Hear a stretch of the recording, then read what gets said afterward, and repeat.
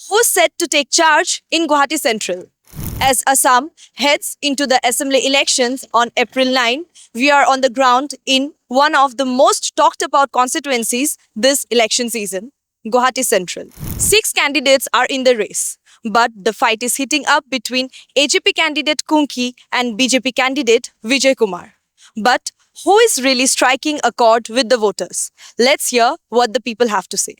হয়তো আমি এতিয়া সুধিছোঁ যে কুংকি চৌধুৰী জিকক তেওঁ মানে বহুত এতিয়া ৰাইজৰ কাৰণে কাম কৰিব, তেওঁ ডেভেলপমেণ্টত বহুত হেল্প কৰিব যিমানখিনি মই জানো। আৰু তেওঁ এজন ৱেল এডুকেটেড মানুহ যিহেতু, আৰু ওপৰৰ পৰা জেন জি হ'ব যোনটো আমাৰ এৰাত পৰে।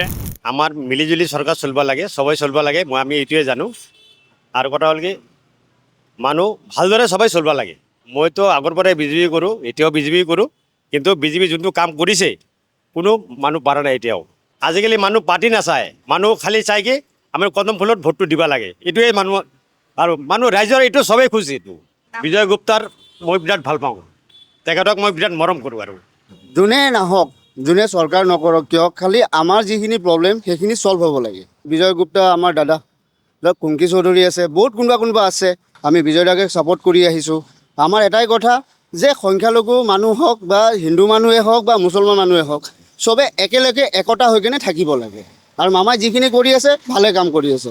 চেণ্ট্ৰেল গুৱাহাটীৰ পৰা কুংকি শৰ্মাক সেইকাৰণে বিচাৰিছোঁ, তেওঁ হাইলি এডুকেটেড, তেওঁ বাহিৰৰ পৰা পঢ়ি আহিছে, যিহেতু বাহিৰৰ পৰা পঢ়ি কিনে ইয়াতে আমাৰ কাৰণে কিবা কৰিব বুলি কিনে আমাৰ এটা আশা আছে। যদি আমাৰ ইয়াতে কোৱালিফাইড লাগে, মানে যোনটো আমাৰ এগেইনষ্ট পাৰ্টি যোনটো আছে তেওঁ ইমান কোৱালিফাইড হ'ব পাৰে, কিন্তু তেওঁ ইমান অভিজ্ঞতা হ'ব পাৰে, কিন্তু তেওঁৰ যোনটো ভিজন আছে, কুংকি চৌধুৰীৰ ভিজনটো যোনটো আছে সেইটো ভাল লাগিছে। তেওঁ যোনটো প্ৰতিশ্ৰুতি দি আছে ৰাইজক সেইটো ভাল লাগি আছে। বিজয় গুপ্তাক আমি জিকাব বিচাৰি আছোঁ।